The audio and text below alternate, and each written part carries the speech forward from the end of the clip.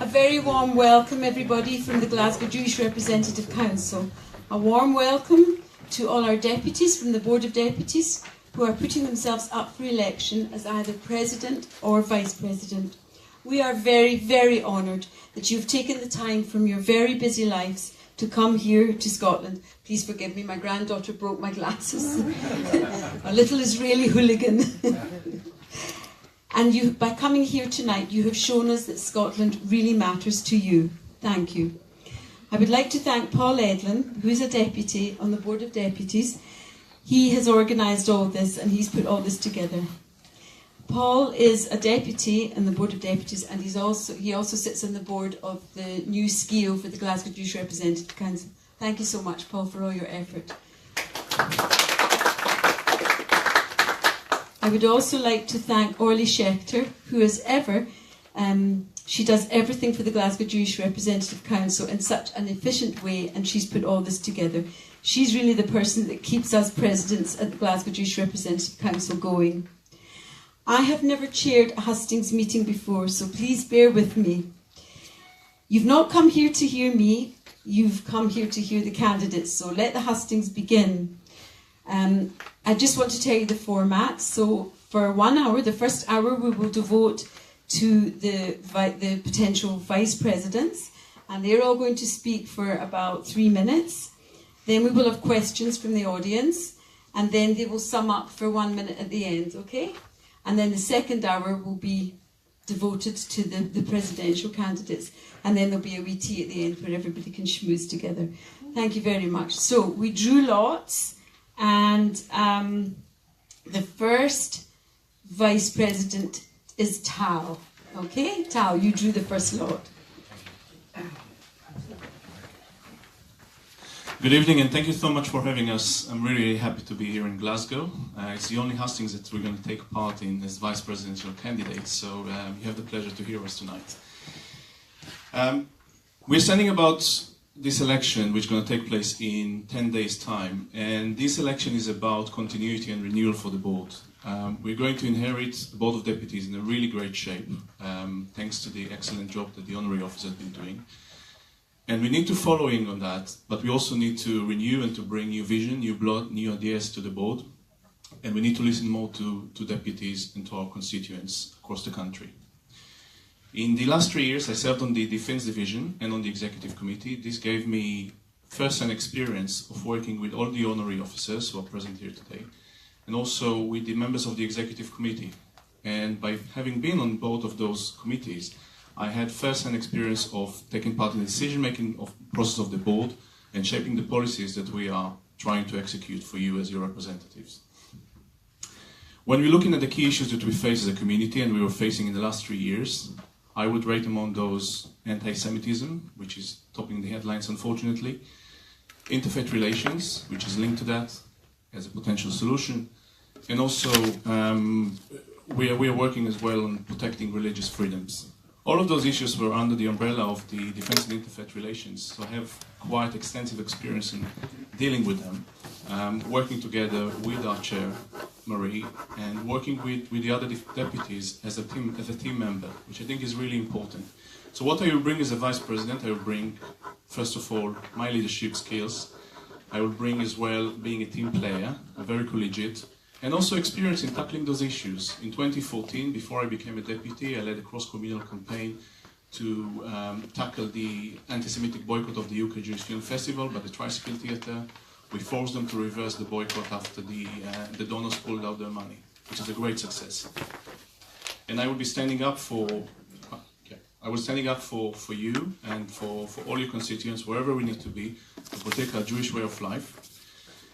And in terms of what I want to bring as well, in terms of my manifesto, you could see that I'm suggesting to do 2 town hall meetings outside London twice a year to bring also members of our community who are not members of SUR necessarily, but they can interact with us and hold us account as your executive. Thank you. So number 2 was Gary. Thank you. Good evening, ladies and gentlemen. My name is Gary Mond. I represent the Jewish National Fund on the Board of Deputies. We are one of the largest pro-Israel charities in the UK, and we invest many millions of pounds every year in Israel. It's great for me to be back in Glasgow. My first lengthy stay in Scotland was not far from here, when in 1987 I was the Conservative Party's parliamentary candidate for Hamilton and lived in Wishaw for some 6 weeks, which was a very interesting experience. And what I remember most about it was standing in Hamilton town centre and having a burly lorry driver come up to me and saying, "You're that Tory candidate, aren't you? Are you Protestant or Catholic?" And I said, "Actually, I'm Jewish." He said, "Don't give me that crap. Are you a Protestant Jew or a Catholic Jew?" Anyway, and I've been to Scotland many times since through business. I've been running training courses for accountants and lawyers on corporate finance in Scotland. For me, far and away, the most important issue that we face is the fight against anti-Semitism and attempts to delegitimise the State of Israel.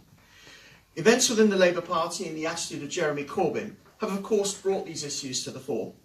Moreover, we need to convince the public that being anti-Israel has in recent times morphed into anti-Semitism.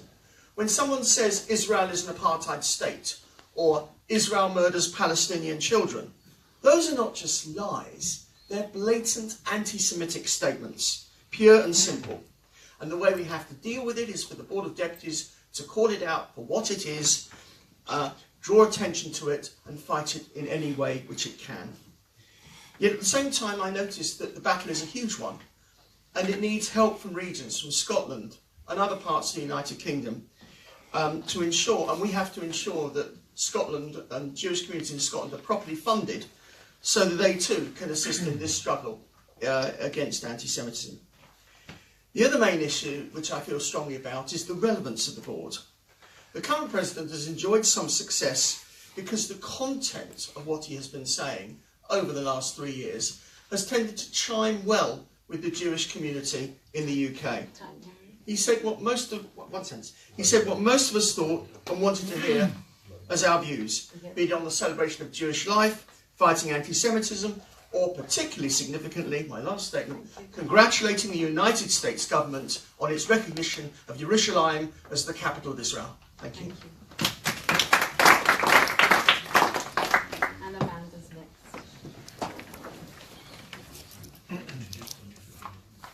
Hi, I'm Amanda Bowman. I'm still a bit idealistic. I became a deputy because I wanted to make a difference, and my community felt I had something to offer.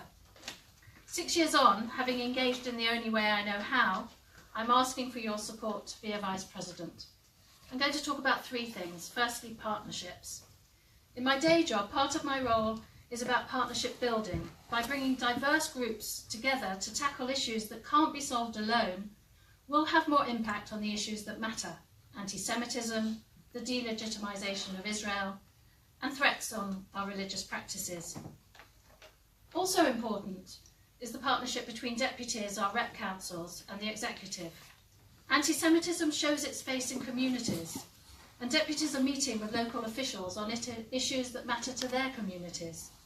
By sharing your experience with the exec, we can prioritise the board's activity. So we need to build new partnerships and strengthen existing relationships to ensure the best outcomes for our efforts. Secondly, we need to be more inclusive. Over the last few weeks, I've talked to a lot of deputies who, like me, want to make a difference and can contribute a lot. One deputy from a small community told me that she doesn't feel that her voice is being heard or that her opinion matters. A younger deputy said that even if he stood up to report on activity, the response in board meetings was dismissive. We need to make the board relevant to all those who are currently underrepresented. We all know this is true. You'll hear it a lot this evening, but we need to do something about it, not just talk about it. Third is the need for a strategic plan that sets our goals for the next 3 years. In 2015, I instigated a strategic plan as Vice President for the Community and Education Division. We worked on it together, set goals and milestones, and we've regularly reviewed progress. This creates a model and a reporting framework for all divisions. Peter Drucker said that the best way to predict the future is to create it. Having a plan that we build together gives us the best chance to create our future. I have the qualities you need to be a Vice President. I'm strategic, consultative, pragmatic, and a partnership builder, and I've demonstrated that I deliver.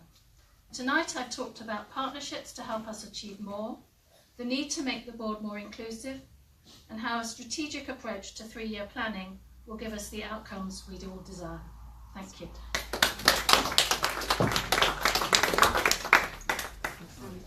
Fourth is Robert. Thank you, Robert. Hi, I'm Robert Fessenstein. I'm the Deputy for Prestwich Hebrew Congregation in North Manchester. Thank you very much for waiting for me. I really appreciate it. Scotland has much to offer, including its whisky, beautiful countryside, ingenuity, weather, well, maybe not that, and a welcoming and articulate Jewish community. Scotland has a number of issues, as we know, aside from diminishing numbers. BDS here is rife, and my manifesto makes reference to producing a guide concerning hate crimes, particularly in connection with social media. I believe this needs to be done as a matter of urgency, given what I believe to be the prosecuting authorities, particularly in Scotland as well as in England, reluctance to take action. There are logistical issues in Scotland as well. The distances between the central belt and the outer-lying communities such as Dundee and Aberdeen are significant, and the distance from London serves to exacerbate the sense of isolation, which I'm sure is even more marked than I feel living in Manchester.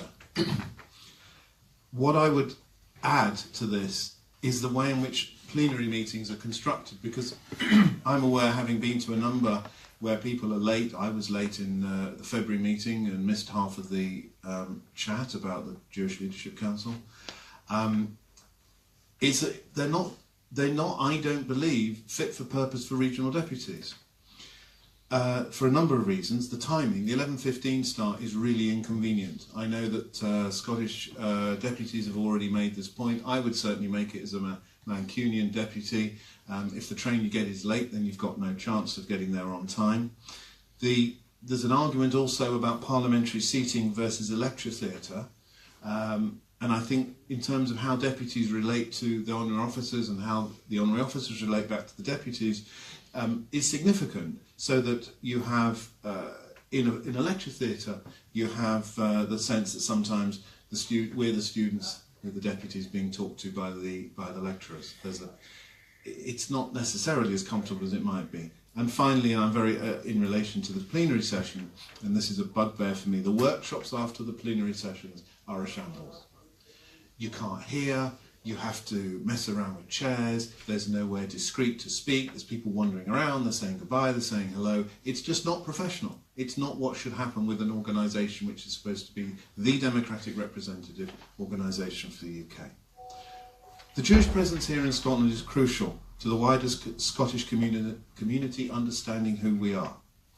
Our story needs to be understood, and our rights need to be protected all over the United Kingdom, particularly where the community is smaller in size, as here, and is so much larger as it is in Scotland.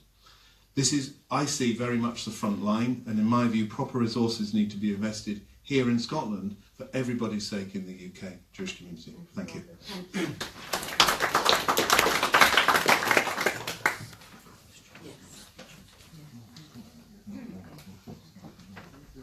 Thank you very much to our 4 candidates. I would now like to open the floor, please, for some questions.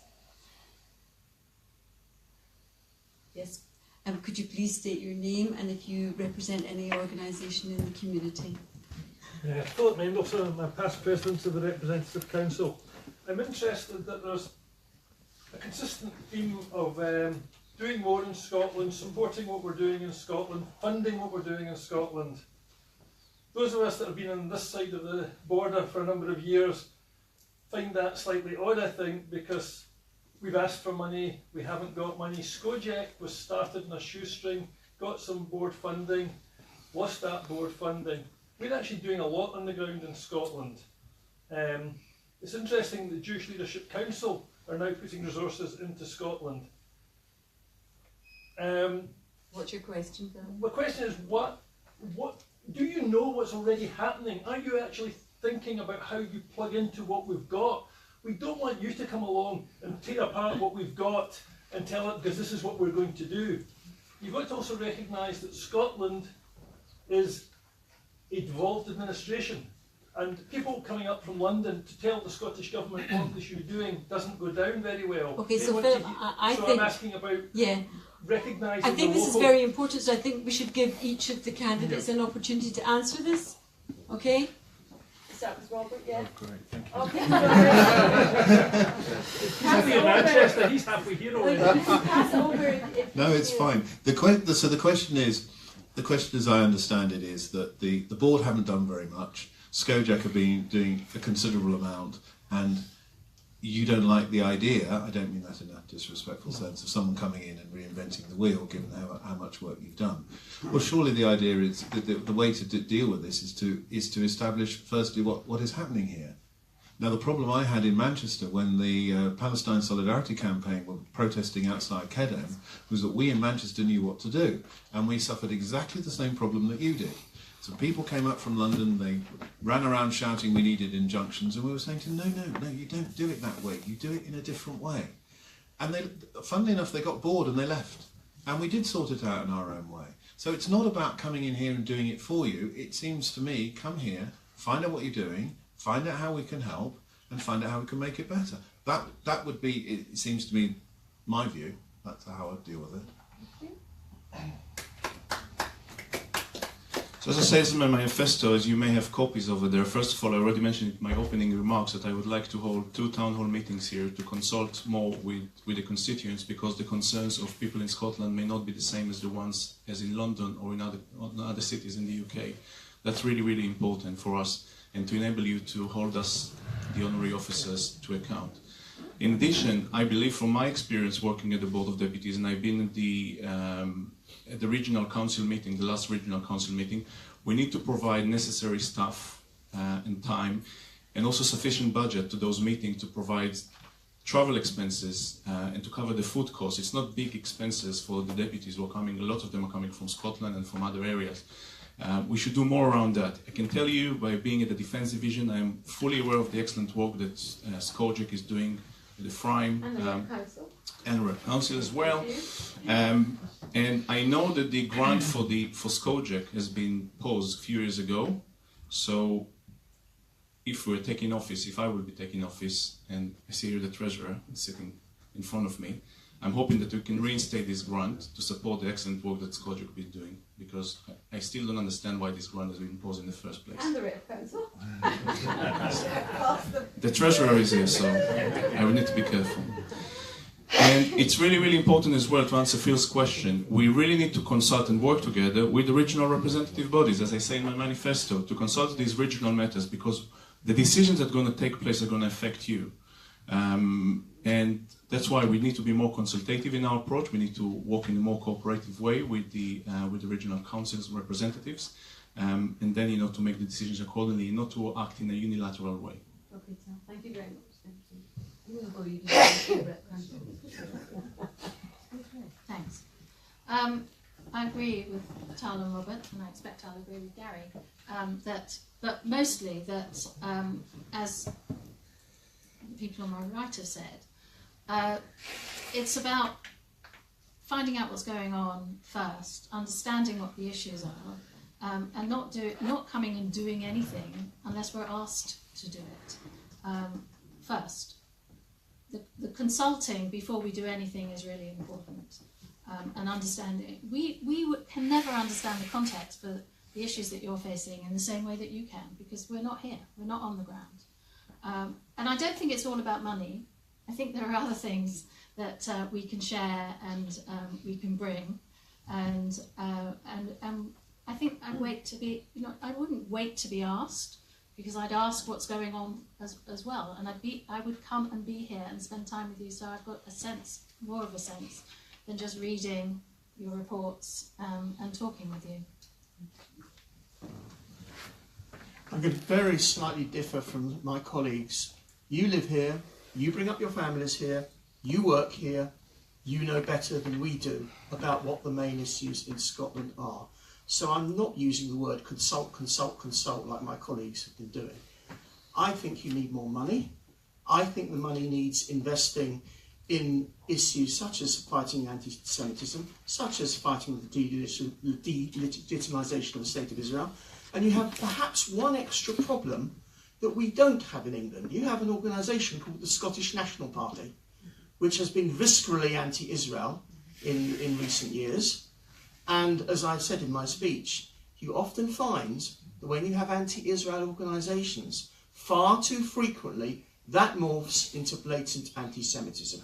You have problems, you know how to solve them, you need the money to solve them, and I'm not so keen on all this consult business. Okay, thank you very much to the four candidates. Another question, please, from the audience. Thank you. Come and state your name and your organisation. Thank you. Brian Mark, Jewish Student Chaplaincy Scotland, and I'm Vice Chairman of the National Chaplaincy Board. I just want to preface my question by this.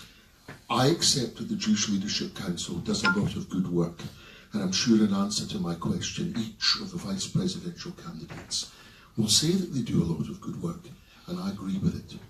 But I want to ask about the partnership between the Board of Deputies and the Jewish Leadership Council, given the scandalous occasion of producing false accounts. That is what the Jewish Chronicle covered, and there is now an inquiry. Can I say, as a barrister, I would have thought that a criminal inquiry should precede an independent inquiry. And I must admit, I would prefer that the auditors, it wasn't a former senior partner in that firm who's part of the inquiry. I want to know if you'll be, one of four or three of you will be vice presidents, and one of the people in front will be president of the board and a trustee of the Jewish Leadership Council. Will you call for a public inquiry into the issue of false accounting? And can I say what I mean? Why are they guilty of false accounting? It's with a view to gain for yourself or to cause loss to another or to benefit another. If somebody takes money from a business and I put my money in to cover it, the person who's taken the money has a benefit. That triggers Section 17. All I'm asking is, should a police inquiry precede an inquiry that the GLC wishes to hold? And should the Charity Commissioner be approached to have an independent inquiry? I can say through my MP, I've asked her to approach Her Majesty's Attorney General and to seek an independent inquiry. I'd like to know what each of the candidates thinks. And if you don't mind, don't tell me that the GLC do a good job of work. I know they do. What I want to know is what you think about dealing with that scandal. Would each candidate like to answer? Okay, Gary, thank you. I will start by disagreeing with your opening remark as it related in the past. I have an interest here in the sense that I represent the Jewish National Fund. We are the only major community organisation to have resigned from the JLC. And we've resigned because they were not doing a good job, because they were essentially undermining the government of the State of Israel. That is why we resigned in 2011. Now, we are now in 2018. The people have changed.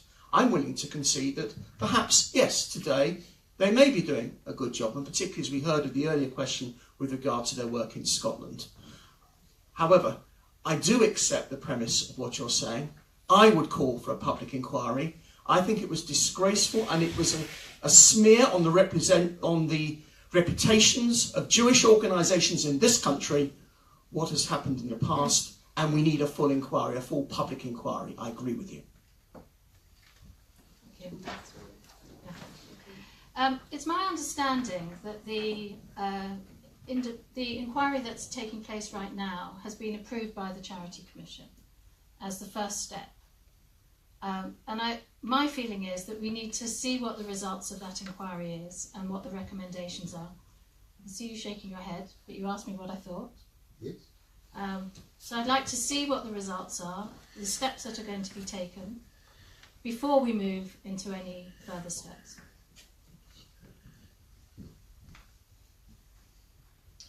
I'd like to agree with Amanda. I don't think we can preempt any public inquiry because we see what happens with the independent inquiry into the JLC.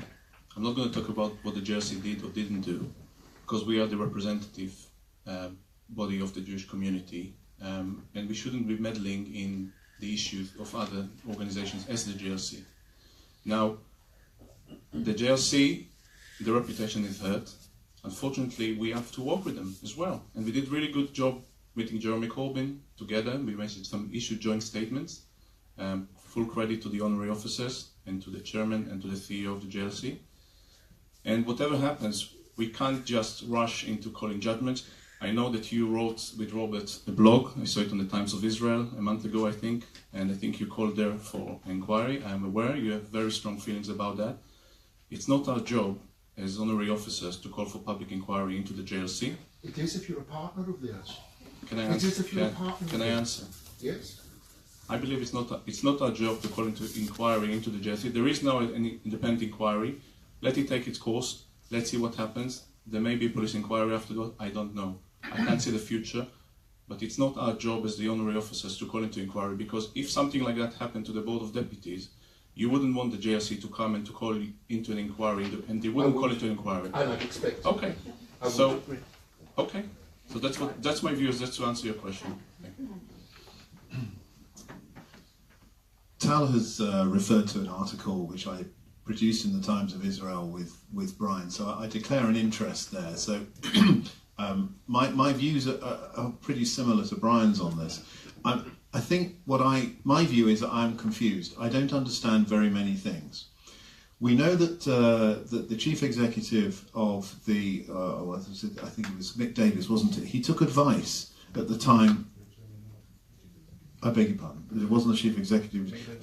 Thank you. Well, the chairman took advice at the time that of the incident which Brian's talking about, but we don't know what that advice is. We don't know who gave it. We don't know whether it was paid for. We don't know whether it was just off the cuff from a telephone call. And when you talk about inquiries, my understanding as a solicitor is where you have a civil issue and have a criminal issue, normally the criminal issue comes first. And I don't understand why, again, there's so much that doesn't make sense to me. Why, if there's an issue over the accounts, and there is an issue over the accounts, if we've seen already that there has been a problem with an allegation that someone has taken money from the JLC. If you look on the Companies House, you go on Companies House, you will see that the accounts for 2013 and 2014 are not only unchanged, but they make no reference at all to any internal difficulties. I looked again yesterday, there's been nothing posted at Companies House since September of last year. Now, you would have thought there might be even something like a board minute or an indication that there was something amiss, but nothing. And I don't understand that. I think the problem with the inquiry at the moment is that although there is an inquiry, it's only been approved by the Charity Commission. I believe that an inquiry should be undertaken by the Charity Commission so that you have a complete perception of transparency. So I share your concerns, Brian. I don't think that this is being investigated correctly. I think we probably have time for one more question for the Vice Presidents. One final question, anybody? Don't be shy, don't be afraid. I'll ask a question.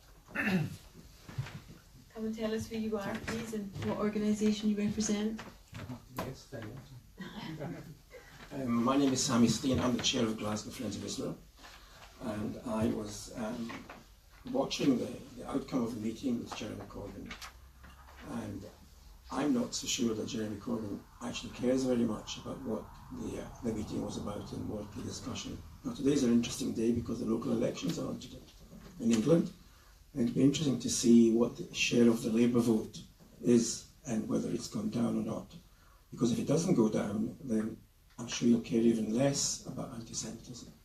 And I'd like to know what you would do if we find that Jeremy Corbyn isn't taking to heart the meeting and the discussions and the complaints about anti-Semitism and how you would tackle it. I think every candidate should have a chance to answer this. We'll start with you, Amanda. Yeah? Okay.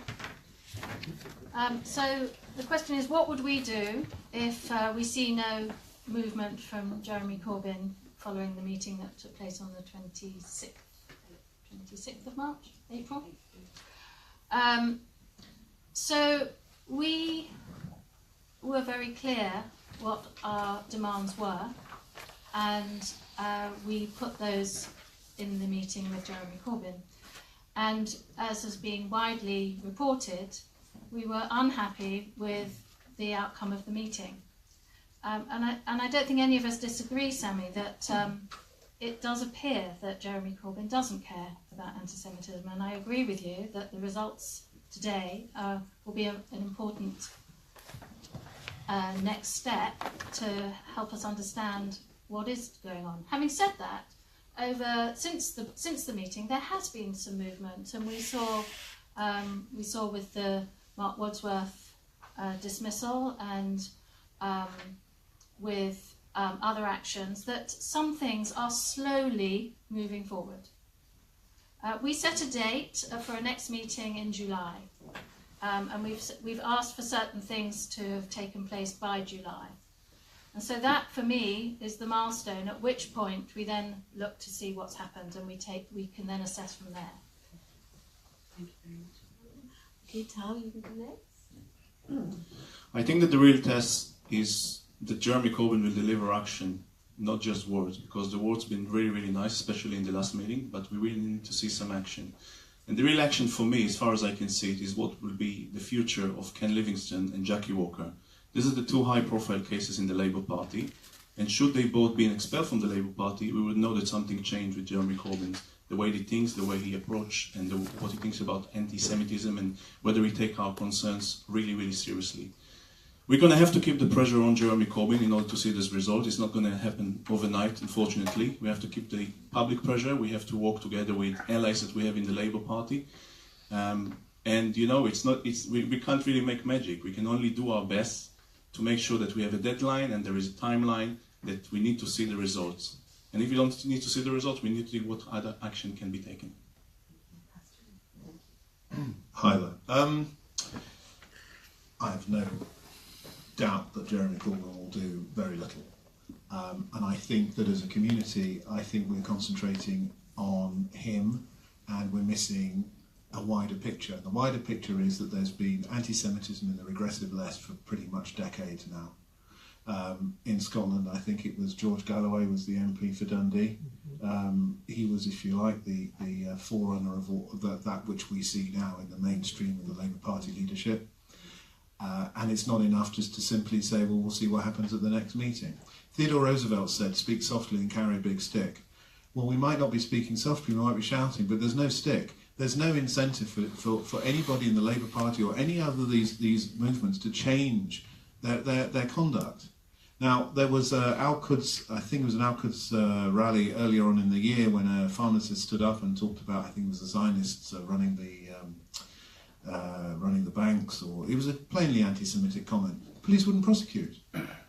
It's down, I think, to the campaign against anti-Semitism to bring a private prosecution. And I think that's what we should think about doing. I think we need to about taking action against those people who on social media are absolutely wallowing in hate crime and nobody does anything about it. That's the stick. We need to go after these regressive leftists who feel completely able to spout out the most revolting things about our community without compunction. They have absolutely no incentive to stop doing it.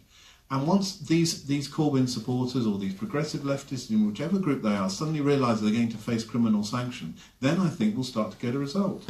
Okay, thanks. Thank you, Gary. Thank you. Robert's rather stolen my thunder in the sense that I think that Corbyn is a symptom rather than a cause. It's the way the left have been moving over the last 30 or 40 years. And it's not just a British problem, it's a worldwide problem. We're seeing similar trends in the Democrat Party in the United States as well. And we have in other left-wing parties across Europe. I think the only solution in the long run will be a democratic solution when those on the right wing of the Labour Party have the guts to leave and actually form a new party led by somebody like David Miliband, who will crush Corbyn at the next election. That will be the only long-term solution to free us of the threat of a Corbyn left-wing Labour government. Thank you. Okay. Thank you very much. I have to say that I'm extremely impressed by all the candidates. We're going to do a quick summing up now. I've got a question. Oh, okay. If that's possible. Right, okay. Paul Edlund, Friends of Hebrew University.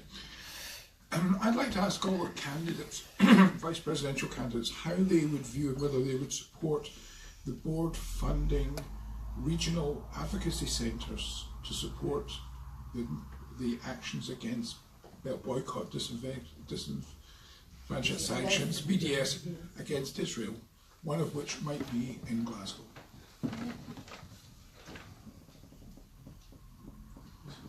Am I going first?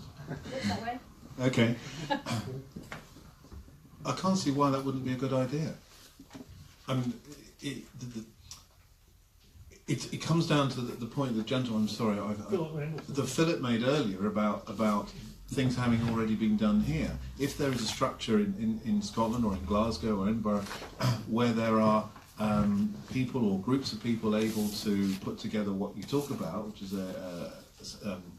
basically regional assistance, then why don't we draw on that instead of reinventing the wheel? Certainly, if there's going to be the brand of the board to be associated with it, then obviously that's going to be a good thing. And if there's a resource that the board can bring to bear, then that would also be helpful. But yeah, I think it's a good idea.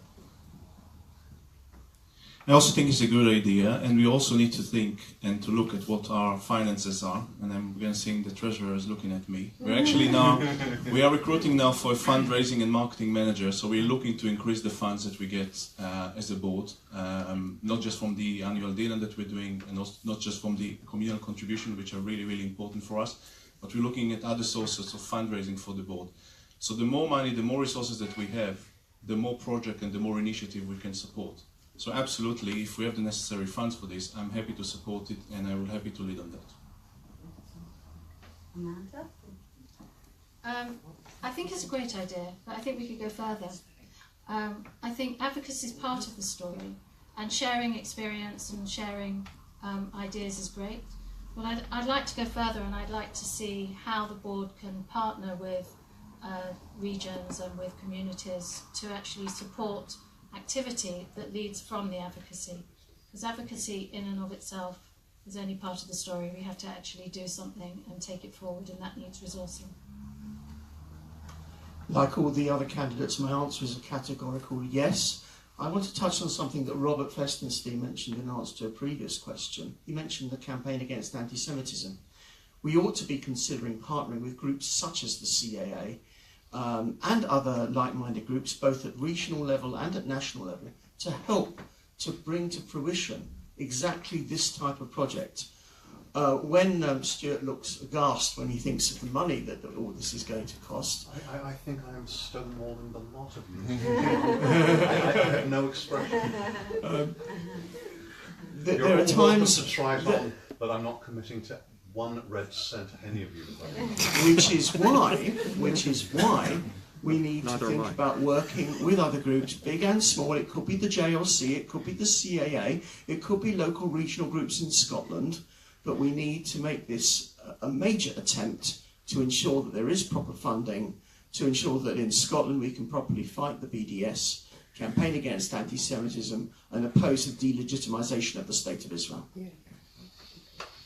Possibly one last question, because I'm conscious of the time. Any questions for the vice presidents, potential vice presidents? Okay, so we're now going to give them an opportunity for 1 minute of summing up.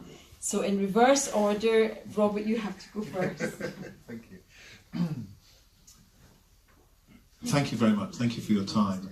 And your questions were interesting, and some of them more passionate than others. I would say, principally, there's 3 things I would say. The first is that I'm very keen that the plenary session should be amended so that everyone, whether it's from Manchester or Glasgow or Edinburgh, can come down and take part properly. I think that's pretty much of a sort of first order of business. The second point is the demographics have changed. In the, I'm aware that there are, maybe 40 years ago, most towns in this country had a Jewish community, and there were plenty of people around, non-Jewish people, who would know somebody who was Jewish. It was Cohen the tailor, or Mr. Levy who cut their hair, or something like that. They would know people who were Jewish, and now they don't. There's a concentration of the community in London, Manchester, Glasgow, and 2 or 3 other towns. And so it's really important that we make sure that our message gets out to as many people as possible. And in Scotland, that's really important because, as I said before, it's such a large area. And finally, the issue of Jeremy Corbyn, it's not only him. And as Gary said, it's much broader than that.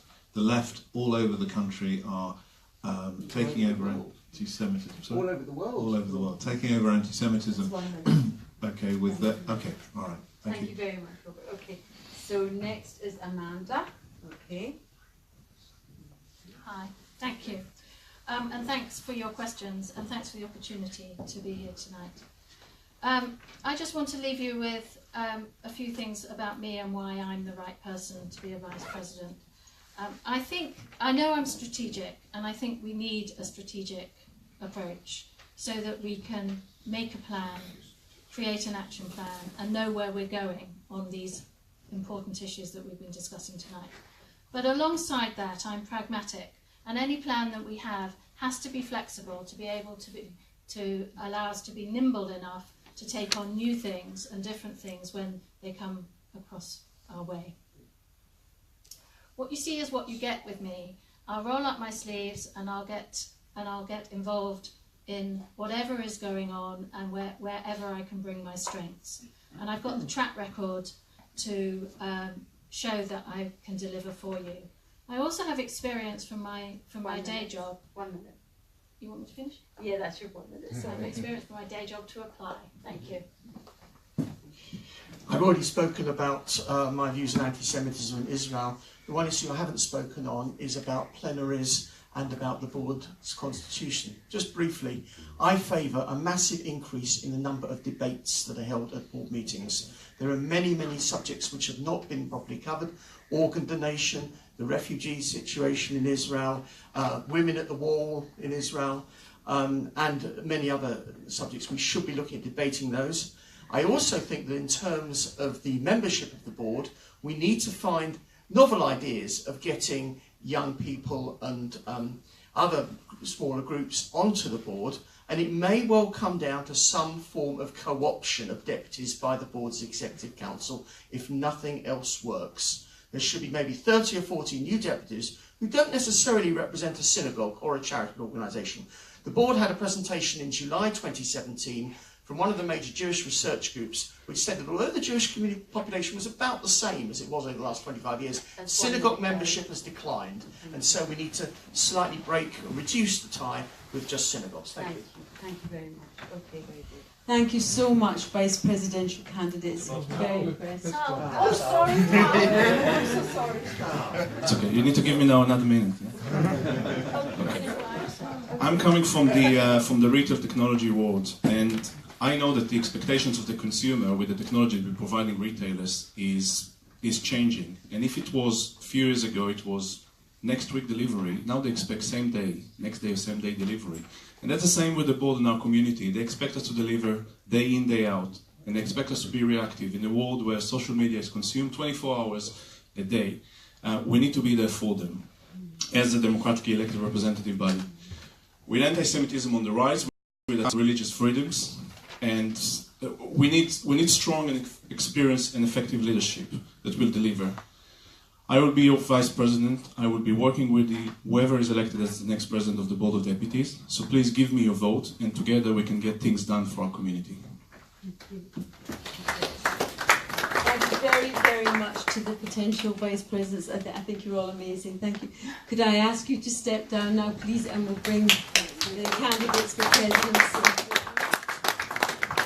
So just while the presidential candidates are settling themselves in, and we'll give out the name tags to them, I would like to just ask for Stuart MacDonald. He is the Treasurer's candidate, and that he's the only one that's put himself forward, so he's just going to give you a little quick hello. Hello. Really two things. One is a reiteration. People can give the shop away all they like, but we'll see what happens in real life. But I've had the pleasure of meeting with some of the local community leadership today, and this follows on a similar meeting in Manchester yesterday, and I'm pleased to say I've been invited to Newcastle as well, in parallel to whatever the VPs and the president, the eventual president, may do. We really are going to try and make an effort in the next triennium to get things going with parts of the country outside of London in a way we haven't necessarily done before. Because the last 3 years were partly about putting the house in order. It is in order now. I'd also just like to say something very self-indulgently. My Scots ancestors, when they left Port Glasgow near here, they had a chandler's business that went under, so I believe in the crash of 1836 that affected the entire region. When they emigrated to the other side of the world, not in a month of blue moons would they have imagined that they'd have a descendant who was not only Jewish, but standing here in Glasgow talking to you like this. So it's a rather sweet moment for my family. Anyway, I'll pass the mic back. So, welcome to the table, to the presidential candidates. We drew lots, and it's going to follow the same format, with the president's been asked to speak, the potential president's been asked to speak between 3 to 4 minutes, okay? So, yes, Sheila, you drew the first. Okay. Thank you. So this is Sheila. Does it cut into the minutes if I say where I represent? Because normally we're introduced. No, go ahead. Is that okay? Please Well, yeah, my name's Sheila Gewald. I represent Cardiff United Synagogue on the Board of Deputies, and I was elected a Vice President in 2015. I'm Chair of the Community and Education Division. Last week, as Labour MP Ruth Smith walked to a hearing where she gave evidence against a party member accused of anti-Semitism, protesters shouted, "Reinstate Mark Wadsworth." These same protesters said that the rows about anti-Semitism in Labour had been largely fabricated. This hearing took place 22 months after the offence and one day after the board's meeting with Jeremy Corbyn. The same day, The Guardian reported that the General Secretary of the Unite Trade Union, Len McCluskey, has accused Labour MPs who have complained about anti-Semitism of smearing Jeremy Corbyn and called for them to be held to account. Here in Scotland, the Edinburgh Eastern Constituency Labour Party has passed a motion warning of a systematic and organised campaign designed to destabilise the party leadership. Whoever wins this election, British Jewry faces a gruelling, extended struggle to combat anti-Semitism. This struggle will not abate on its own or any time soon. The next president needs to tenaciously attack its sources and engage tirelessly with those open to engagement, to explain the Jewish perspective, to coax them to see reason. We need a president who will be judicious, articulate and relentless. Last month, I arranged and led a delegation from the South Wales Jewish community to meet with the leaders of the Muslim Council of Wales to address anti-Semitism on social media from within their own membership. We successfully resolved the situation. The result? An unconditional apology and the removal of the offensive material, and an undertaking from them to educate the Muslim community to avoid further instances like this occurring. We will intensify our engagement with them, including holding a unique joint peace vigil. My approach, one of low-key, collegiate negotiation, has proven to be effective and should be a template for the board's approach in contrast to top-down haranguing. Quietly, I get results. I want to talk about the board's relationship with the Scottish Jewish community. I know there is more work to be done for you to have a closer, meaningful relationship with the board. We need to sit down and find a way to be more collaborative and have a reciprocal support. As President, I will make it a priority to work with SCOJEC and the Glasgow Jewish Representative Council to achieve this. Over the last 3 years, I have demonstrated tireless commitment and energy to support British Jews. I have travelled over 50,000 miles, attending nearly 300 events, and I've visited more than 84 schools across the UK and in London. I have exponentially expanded the Broad's outreach work so that we now have 5 versions of the Jewish Living Experience exhibition based in Brighton, Carlisle, Leicester and Newcastle, as well as in London. I have initiated training for volunteer ambassadors so that they can speak confidently and accurately to non-Jewish children and other groups. These activities are essential for combating anti-Semitism and defending our way of life. I chair the board's President's Dinner, which has raised hundreds of thousands of pounds under my leadership, and I was instrumental in organising the regional weekend in Gibraltar. Who am I? I'm not aloof, a one-man band, a headless chicken. I am not divisive or polarising.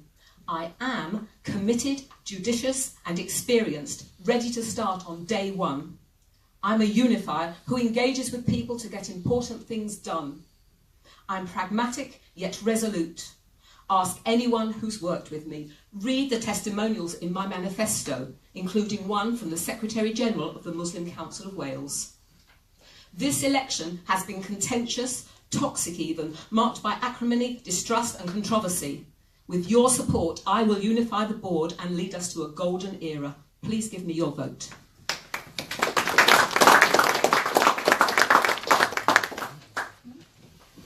Simon is next. Thank you. My introduction is to say good evening, ladies and gentlemen. I'm a representative of South Hampstead Synagogue. I'm on the Vice Chair of the Finance and Organisation Committee and on the Executive Committee of the Board. It would be foolhardy for any of us to predict what is going to happen over the next 3 years, indeed even the next 3 months or the next 3 weeks, but there are areas we know we're going to have to cover whoever gets elected as president in the first few months of their tenure. Anti-Semitism in the Labour Party is clearly going to remain on the agenda. Yes, we are going to see a very, very strong Labour Party if they come out of the elections in England with the victory that is predicted. We will see them turn away from the issue of anti-Semitism, but we as a Jewish community will not let them turn away. We will also see issues around the situation between Israel and Iran. Iran is establishing bases in Syria. Israel will take action. They're likely to take action in the short period. It is likely that this will be very ugly. It is likely that the ugliness will extend to some of the proxies like Hezbollah and Hamas, who have rockets to pour on Israel. And the response of Israel will be, unfortunately, in part, involve innocent civilians, because that is the way our enemies use their citizens as hostages. That will put us, the Jewish community, in the firing line. Whether it's anti-Semitism, whether it is the demonstrations that we saw in 2014 in London and here in Scotland. And you need a leader who's able to stand up, to debate, appear on television under pressure. When a questioner like Jon Snow and his successors constantly butt in, you need somebody to keep their cool, to marshal their facts, and to be able to retort and respond. Somebody that you can trust. Now, Scotland has a lot to offer here, because Scotland has actually been at the forefront of this fight long before we in England noticed this thing coming up on the agenda. Somebody mentioned earlier the Scottish National Party. You have seen a lot of the issues that we're now confronting with the Labour Party much earlier with the Scottish Nationals. I myself was in deep correspondence with a leader of West Dumbarton Council some years ago, 2011, Councillor Jim Bolland, a very, very nasty character, truly nasty, who was using the phraseology that we've now come to expect. And I will look to you, Scotland, not just what we can do for you, because we'll talk about that later. What can you do for us to teach us and help us confront these issues? The other area we're going to have to deal with is the question of challenges to religious practice that we've taken for granted for millennia. I'm co-chair of Mila UK, a particularly difficult area to defend on radio and television because of the various issues that surround the Brit Milah, the circumcision of boys. But I'm used to it, and I'm capable of it, and I'm confident of being able to do it. Shechita is another area. You in Scotland have a lot to teach us. You are in an environment with a devolved government. You're a small community, but even as a small community with such a large, with a devolved government, you can teach us in England how to do things. It's a two-way process. Thank you very much, ladies and gentlemen.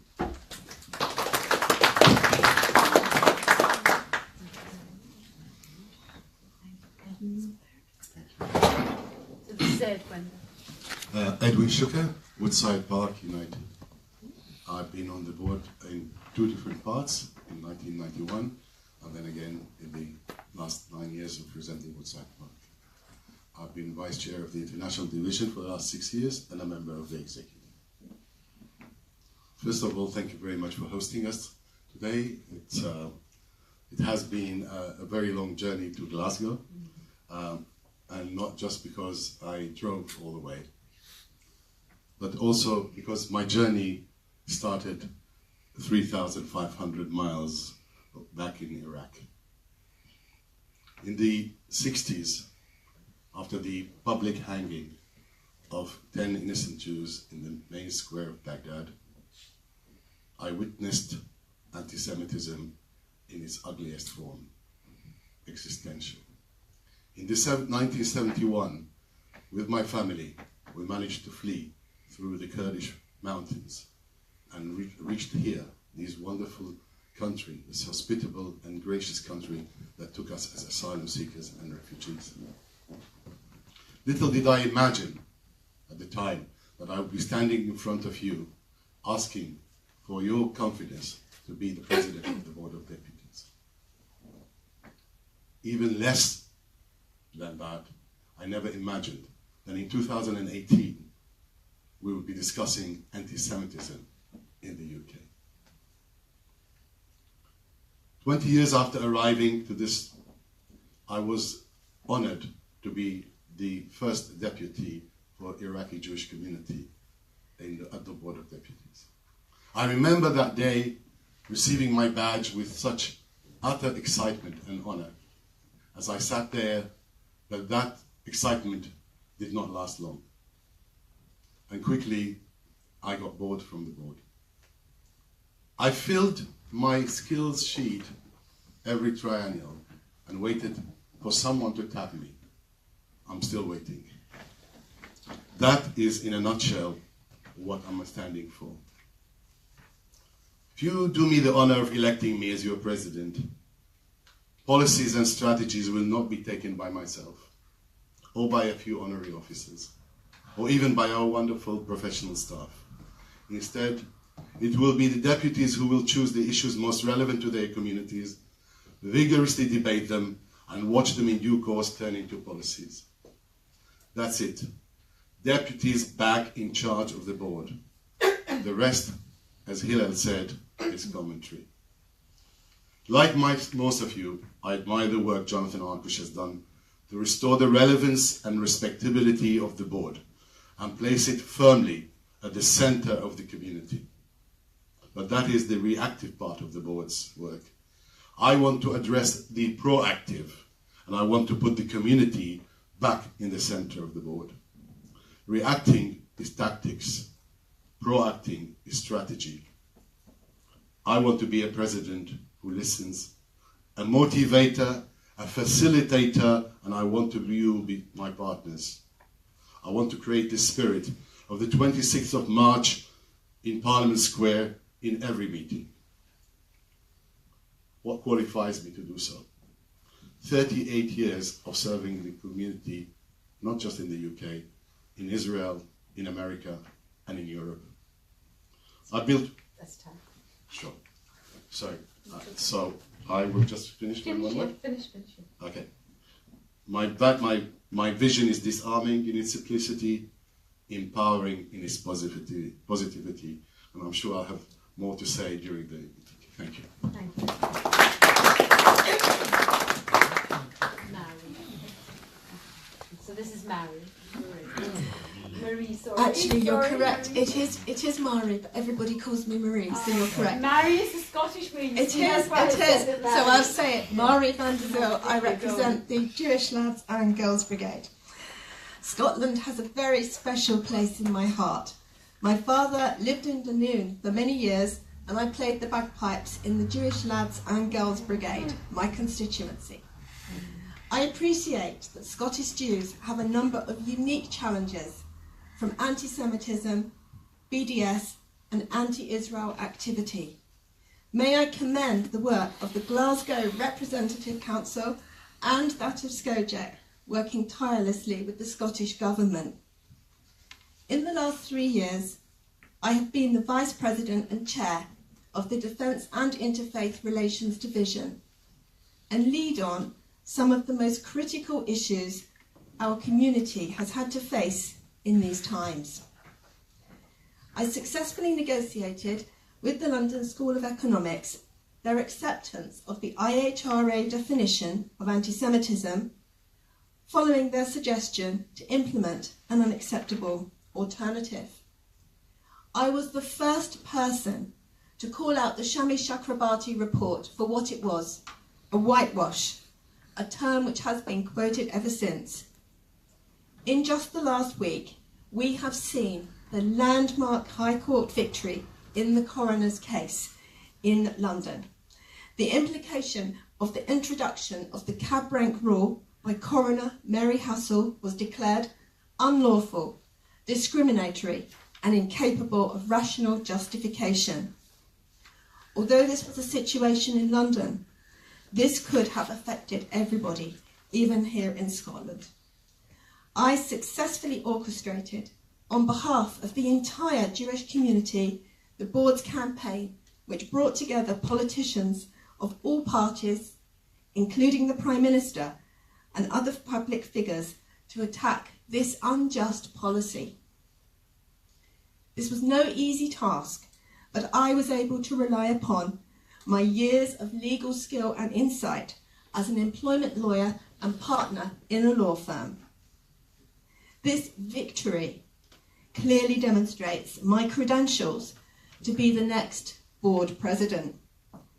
Bringing people together is essential for the board's future in defending the attacks on our rights, practices and way of life that, if not fought for collectively, will ultimately affect us all.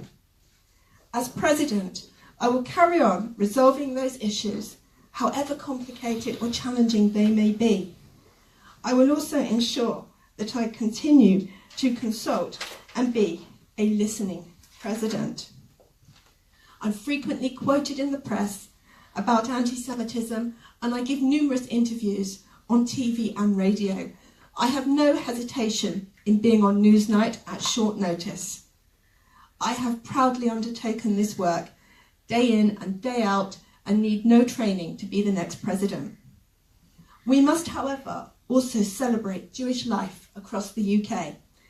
I want to champion the amazing contributions the Jewish community makes to British society, further enhance cohesion amongst other faith communities, and to advance our special relationship with Israel. That's 4 minutes. Thank you.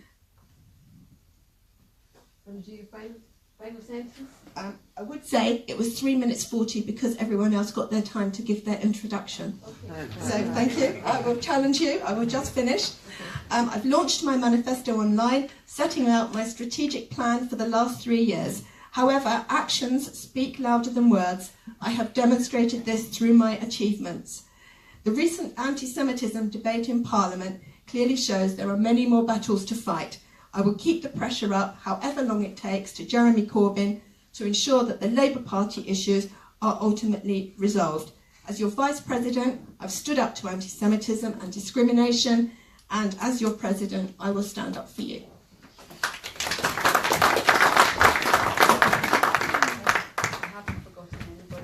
So we're going to open the floor for questions now, please, to the presidential candidates. Okay, perhaps somebody that's not asked a question yet, and then we'll come to you, Brian. Yes, Sharon, introduce yourself. Right. Sharon Mail, Jewish Telegraph. Could I ask candidates if you were in a situation where an incident happened in Scotland, say for instance you heard of a festival that was being held where there was anti-Semitism, anti-Israel sentiment, etc.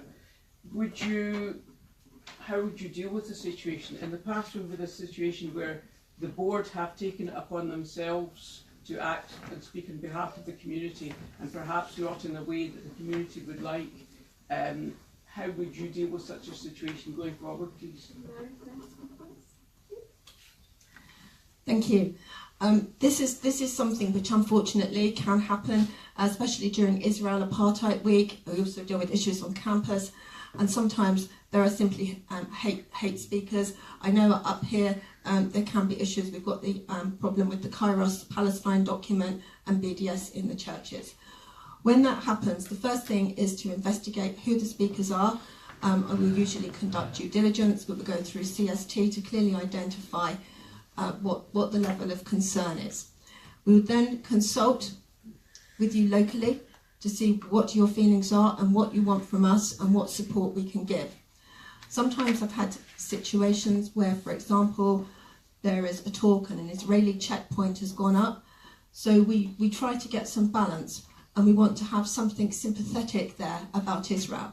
So we can contact, for example, the Zionist Federation, see what materials that could be used to be brought up here, that can be put. We sometimes have pamphlets, or we'll try to see if we can have a speaker to give that balance. But all of this has to be in consultation with the local community and with the local rep council. So we're here to serve, and that's the board's place, and we'll do what we can to help. Thank you for that question, because we actually have a model for working with organisations such as the UJS. I think there was a period when the Board of Deputies would go onto campus without consultation with the students themselves, and in particular the UJS. And I think we've learnt the hard way that it is absolutely important that the UJS takes responsibility. We give the support, the resources, and where necessary, give speakers. And the same thing applies to Scotland. We heard earlier a lot of the questions relating to the need for consultation and whether it should be consulted, not be consulted. I don't think that's the issue. I think the issue is to recognise that your organisations, the Rep Council and SCOJEC, do carry the democratic voice of Scottish Jewish community. And it's for all of us to recognise that we will work with you as we must work with the Manchester Rep Council and the Leeds Rep Council, and indeed in London. There are areas like South London, and even my own area, North West London, where some people feel that they should be able to front things together with the Board of Deputies. It's not always the Board of Deputies fronting it. So I'm quite prepared to work, if I'm elected president, I'm quite prepared to work with the representative organisations of Scottish Jewish community, playing the leading role under advisement and working with us. Remember, this is the Board of Deputies of British Jews. We're all together. We're all Jewish community together. It's not Scottish Jews and English Jews. We all work to the same aim. I think sometimes there are pressure on the board to act. And I think an umbrella organisation does not have to act all the time, does not have to be responsive to everything, but it has to empower its constituents to act. And it acts only when there is a consensus, when there is a need, and that's when I sit on the board, and many times people say, this is a talking shop. But that's what an umbrella organisation is. It is to debate, it is to strategize, it is to bring together 289 people to hear how would the board react to something and how would it strategize women's issues, for example, equal pay, or for example, equality in positions. It debates it, each deputy brings what his constituency wants to say on the subject. That subject then goes to the division to work it out, and it finally reaches it as a policy and comes back to it. So therefore, I absolutely don't see a reason why we should react all the time other than to empower, other than to connect, other to with this one, and where it matters. Where there is enough, that's when the board acts. And that's why it hits such a chord with the entire community. Sheila, thank you. Sharon, if there was a problem in Scotland, the first thing we would do is absolutely work with SCOJEC and the Rep Council. We would collaborate, we would come up and see how we could help. This is your patch, this is your area. You know what help you would need. We would be there for you. We would come and help you and be guided by you to work with you. Michael, you at the back had a question. Michael Clark. There's less than 20... Who do you represent? I'm just here as a member of Okay. the public. Okay. Joe Soap. Right? Okay. Yoshki Soap, or Yeah. Joseph Soap, whatever you want to call him. Anyway, there's less than 20 people here. Extremely few young people here. What message is that sending to the candidates? Okay. You okay, Sheila? Yeah. Okay, thank you.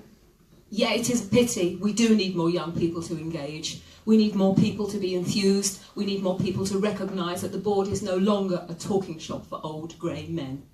We need to encourage them to participate. Sorry, are you an old grey man? Sorry.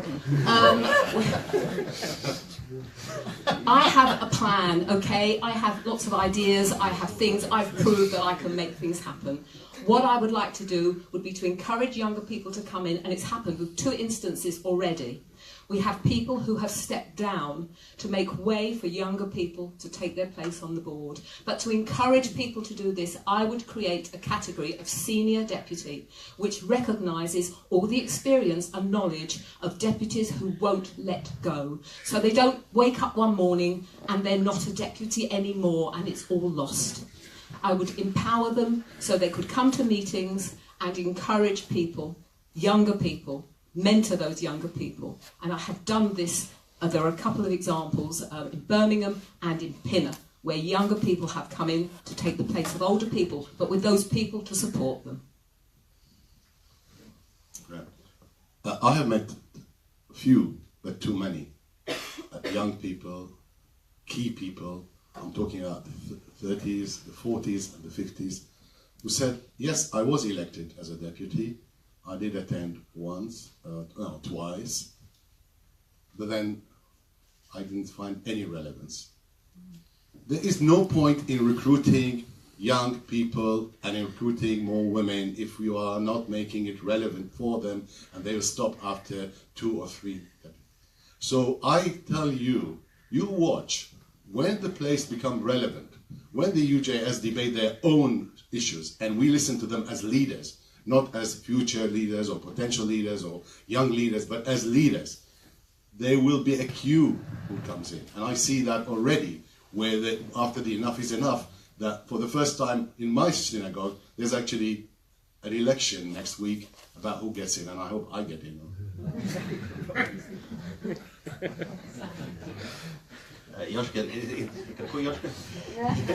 It's a good question, but it's not a question just peculiar, as you know, to the Board of Deputies. All the institutions of community have sought for many, many years to find ways of engaging with young people, to seek new life, if you like, into our organisations on leadership. In fact, when we were young, the Board of Deputies was far from on the top of my agenda, and it's a conundrum that we constantly have to face. I think the way to deal with these situations, when I was president of the United Synagogue, this was something on our desk every single time. You know, how do we get young people to join communities? We created space for young people. They don't want to be necessarily part of our own space, so we have to go to the lifestyle of the people that you're targeting, whether it's young people or whoever.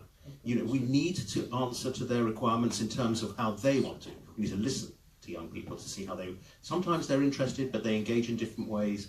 Especially this generation, because this generation is using electronic and social media in a way that, of course, we never even dreamt of 20 years ago, let alone when we were much younger. So the answer is there's no panacea.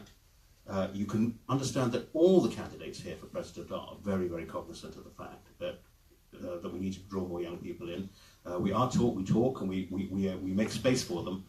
We'll always look for ways. We'll always look for ways. I can't give you a solution today, but we'll look for ways. Thank you. Youth engagement is a key part of my strategy. As I think Edwin has said, the key to this is that the board has to make itself relevant for the next generation. I've also said that we need to have debates. We need to want to be the place for the issues of the day to be debated. And I've suggested in my manifesto that, for example, the recent issues on organ donation would be a good start. We need to be a diverse place where we can have Jews from every section of the community and every identity, so that this is somewhere where people actually want to come and in a good place can actually really feel that they're being listened to and that they're not just there as a token young adult. I would really like, after the elections, for our gender equality officer to prepare an impact assessment to see what the underrepresented groups are. And I suspect these will be young people and women. Rather than just saying we want these people to come here, I think that we have to give them a space on our executive so that they can actually have a share in the decision making and the future of the board. Because if they have that, they're more likely to want to come and be part of the board going forwards. My constituency, JLGB, is also UK-wide and here in Scotland, and this will also be an organisation which we can use with all the other youth organisations to consult and see what they've got to recommend, because I think they'll probably know best. And if we do that, we can also connect with the unaffiliated people that can't belong in shul. Simon's talked about social media. the board can find other ways of connecting with people. They don't just have to come to plenary meetings. So we have to really listen and come up with a strategy. Could we have your question, Brian? For the candidates who think it's the same question, it's not. It's very similar. Can I ask you, one of you will become President of the Board of Deputies on the 13th. On the 13th of May. 2 weeks later. Yes. On the 8th of June. On the 8th of June, you will receive the following. An open letter to you, sent to every Member of Parliament, with leading council's opinion as to whether there's criminality at the GLC. It will invite you not to take your position up and to call for an independent public inquiry. Will you do that? I say again, a letter to every Member of Parliament, every peer, leading council's opinion, and an open letter to you. Will you accede to an independent inquiry, or will you just defy it? Because that's not a debate you'll just have yourselves. You'll have it with me, and you'll have it in every national newspaper in the United Kingdom. And the candidates want the Labour Party to look in their own soul and clear out the stable. Perhaps the GLC has to do the same.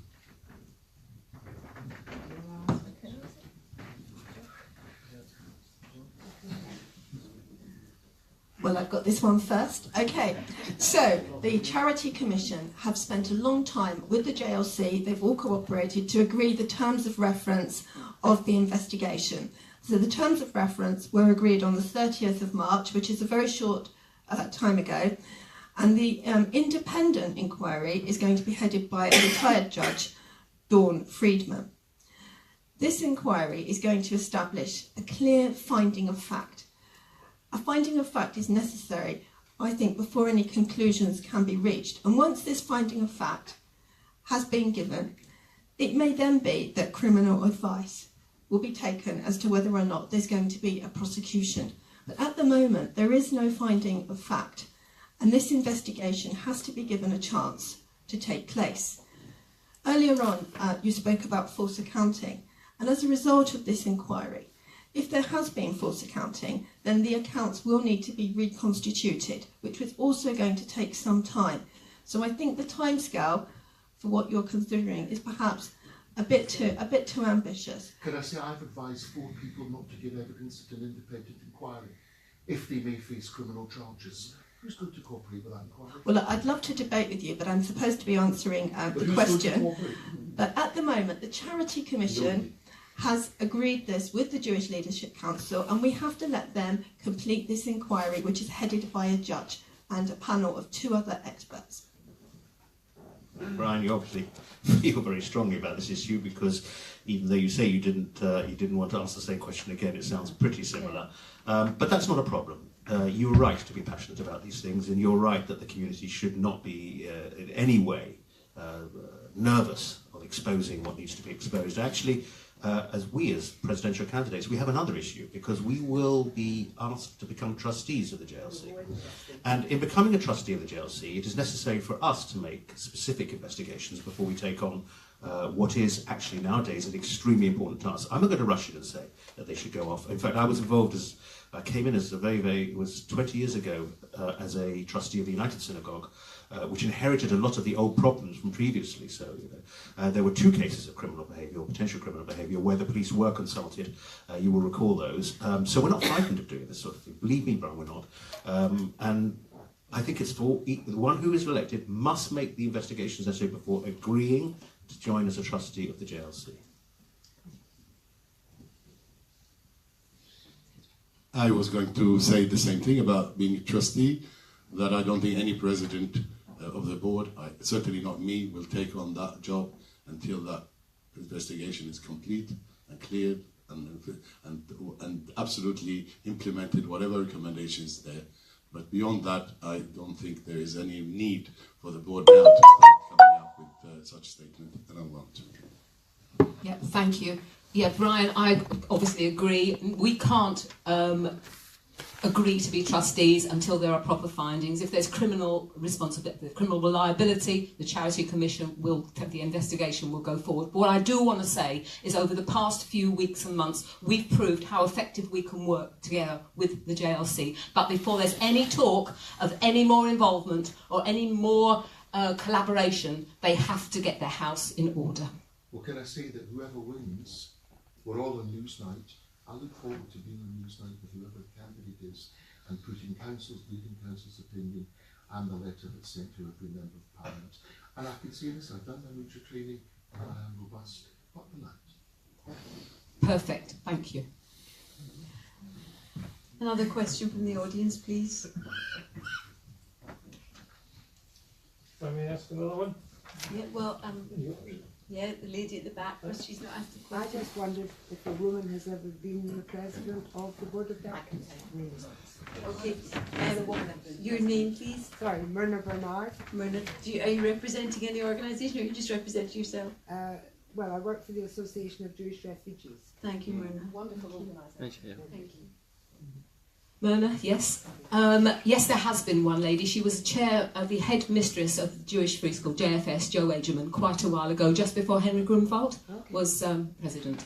And, you know, people talk about encouraging women and how can we make a change. And you put those two things together, and I think the way, as a role model, the board should elect a woman president.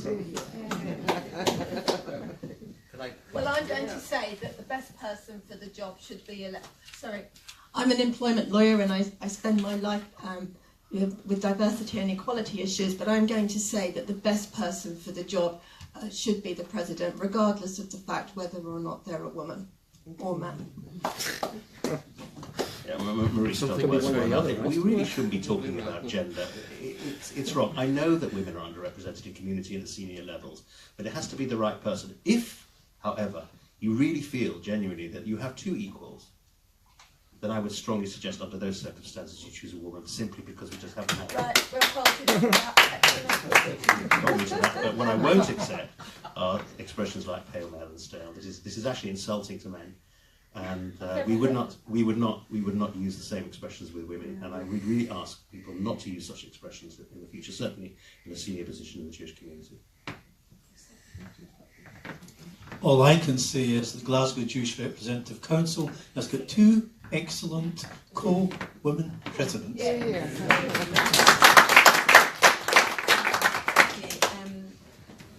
Lady President. Just on the back of that, have you ever considered co-presidents? Because I hear from Judge Rakish's retirement from the law and from Richard Berber, that the work of the board takes up so much time and people have day jobs and lives, and I wondered if it ever be considered that you might have joint presidents. Yes, I'm firmly against co-presidents, co-chief executive, co-chairman. It doesn't work. I've been involved in many organisations, both in the community and in business. It simply doesn't work. Division of responsibility. Somebody has to take the can. Somebody really has to represent the community. Somebody has to be the chair of the board. I'd like to think it would work, but it doesn't.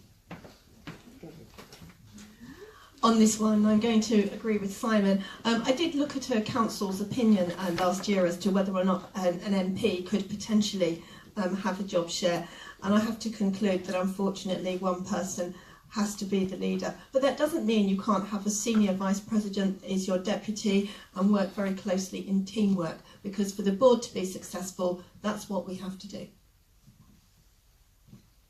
Either you two want to answer this one?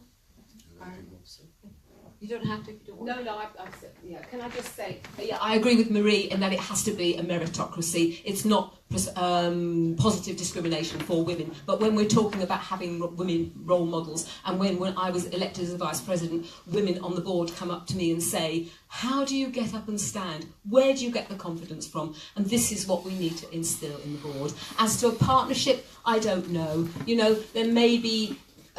I understand where you're coming from, that, you know, somebody has to take the lead, but it is a huge job. And Manchester, I don't know whether it happens here in Scotland, but they have a chair of the Rep Council and a president of the Rep Council. And I understand that there are demarcation lines where they both have co-ownership of various parts of their organisation. So I'm sure, you know, the way we're going, the job is getting more onerous, and because we're raising the profile of the board, the work is becoming more and more, and it may well be something that we could look to in the future. I think actually if I become president, the work will get less and less. Because my intention is that 289 people take their responsibility and start working for a change. Believe me, it doesn't work like that. Any other questions from the floor? Yes, sorry, Philip, I forgot you. Another sort of procedural question. It's been very interesting tonight to hear from the vice presidents and the presidential campaigns. I think there are 4 deputies in this room. They are the people who actually have a vote. So I'm actually trying to figure out what is the purpose of doing this, and is there any mechanism for us to influence our deputies to actually make this a Hustings meeting rather than just another Jewish talking show? Question. Shall I go? Oh, you want to answer? I was going to answer that, make that point at the end. Well, thanks. sorry, I've got But that's fair enough. But the whole point is, the board have been having Hustings for 240 years. This is the first time it's actually been in Glasgow. And the whole point of this is so that the future leaders can hear what the community has to say. As well, no, let me finish. As well as them telling you what they plan to do. They've heard loud and clear what the audience have said, and that alone is an achievement. And I want to thank Evie, by the way, for chairing this so well. Yeah, can I just add to that? First of all, I think it's important that the Glasgow Jewish community should actually give a front seat in knowing what the elected leadership of the British Board of Deputies are like. Why should you be excluded? Why shouldn't you come to Scotland? We are part of the Board of Deputies of British Jews. That's the first point. Secondly, tonight's proceedings are being live screened to the rest of British Jewry, so we don't know how big the audience actually is. And thirdly, I think it is important for the vice presidents and the presidents who are going to make up the team to know what the views have been of Glasgow and Scottish Jewry. And I think that is important, and we are part of the British Jewry, and it's good they should hear from us and we should hear from them. Would any of the candidates want to add anything? There was a recent government's working party, one of the boring working parties in the Board of Deputies, but a very important stream was the role of the deputy. The deputy is the voice of the constituency. And it's very important that we recognise that. There needs to be consultation, and more help given by the board for deputies to represent the views of their constituents rather than their own views. It's hard, because it goes against a lot of tradition. So when you say there are 4 deputies here, it is important that when we speak to those deputies and say we are the democratic representative of the Jewish community, that those deputies do carry the voice and views of your community. There's a whole programme. I mean, I have a 9-point programme. One of the programmes is the role of the deputy, which was adopted unanimously last June. It's a very large programme, both 2 ways: for the deputy to act as the voice to the community, to the Board of Deputies of their constituents, and vice versa, for the deputy to explain and to be an ambassador for the board to back to their constituents, so the constituents are aware of what the board does. Do you have something to add to this? I will just will add slightly. The Board of Deputies is a democratic organisation. It's accountable. It's essential that we come here, that we listen to you, and we hear your views. 5 deputies. That's really important to us. Even 1 deputy, we would be here. We just want to come. We want to show our support for Scotland, our admiration for Scotland. And we want to hear everything you've got to say, because what you tell us really does make a difference. You might think it doesn't, but it really does. And we need to find a way to have more dialogue and to have more interaction with you. But we're here to support each other and to support you in Scotland. I think the fact that so many of you have come up really shows us how much you do care about Scotland, and we're very grateful. I think now it's time for the presidential candidates to do a summing up. So between 1 and 2 minutes, please. So we will start off with Mary, if that's okay, because she was first to kick off. She was last. Thank you. By me as President, I'm the chair of the Defence and Interfaith Relations Division. This is the driving force of the board. It's dealt with the most critical issues of the day. I have done this job day in, day out. I know exactly what it entails. I need no training, and I'm ready to go. I have connected with the entire Jewish community to drive major campaigns. I have used every lobbying technique, every access that I can get to get politicians from all parties to support the recent coroner's campaign. My legal skills mean I can form measured judgments, I can construct and deconstruct arguments, and I can get those arguments together for all the divisions across the Board of Deputies. This particularly includes, for example, education, which is in my skill set relating to the Equality Act, which involves issues on the national curriculum, which is going to be the next topical issue. I am a strategic mind. I have drafted a very clear plan, which you have here in my manifesto, for the next 3 years. I want to listen and consult, I want to involve the youth, and this has to be something that we all share in together. I have the skills and I'm ready to go. Okay, thank you very much. Okay, so next would be Edwin. Thank you. I'm not a conventional candidate. I'm a businessman with a passion, one passion, serving the Jewish people. I've done it all my life and I will carry on doing it regardless. I'm steeped in 3 cultures. I'm an Arabic speaker and culture. I'm a proud Zionist with a home in Jerusalem and Hebrew, and I'm a British through and through with my children. I love the brand, the board. I want to widen its reach. I want to widen its appeal. I want to make it global, and I want you to be my partners.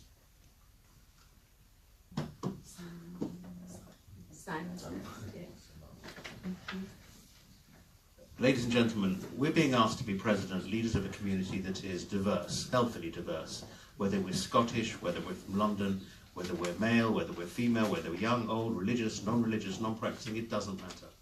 There's so much that unites us. There's a lot that unites us, and you will have nobody better than me to stand up and advocate on behalf of this community, especially but not only at times of crisis. You need somebody who is able to think on their feet, who has experience and the skills necessary to put across a point of view, marshal the facts under pressure. I can do that, I will do that, and I will do it assiduously on behalf of the whole community across the United Kingdom. Thank you. Thank you. Thank you. Thank you, Scotland, for giving me the opportunity to demonstrate that I am articulate, concise, a resolute and committed person. I have the experience, gravitas and status, and the time and the energy to be a forceful champion who will be relentless in my advocacy for British Jews and the defence of Israel. Please give me your vote as your next president. Thank you.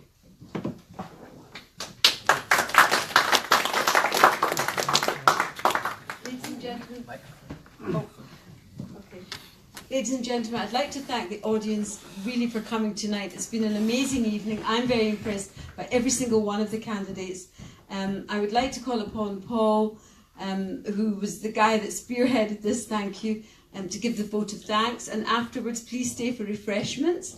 And thank you once again, Orly, for all your hard work to pull this all together. Thank you. Ladies and gentlemen, on your behalf, I'd like to thank the candidates for all coming here. It took a lot of time to get them to come here. It's a long journey from where they live, and it's not a cheap journey either, and they've taken time off their employment and their work to be here tonight. And on behalf of the Glasgow Jewish Representative Council who have organised this, I'd like to thank them. I'd also like to thank you, ladies and gentlemen, for taking the time. I want to impress upon you that the 5 deputies for Scotland are here tonight. If you have a particular view that you want to express in this election, you should tell us so we can take it into account. If you want to, the candidates will be staying behind for a short time, I'm sure, and you can engage with them and talk to them about what you want them to do. It's very important that you do that. Finally, I'd like to thank our chairman, Evie, who has been so supportive of this and worked so hard.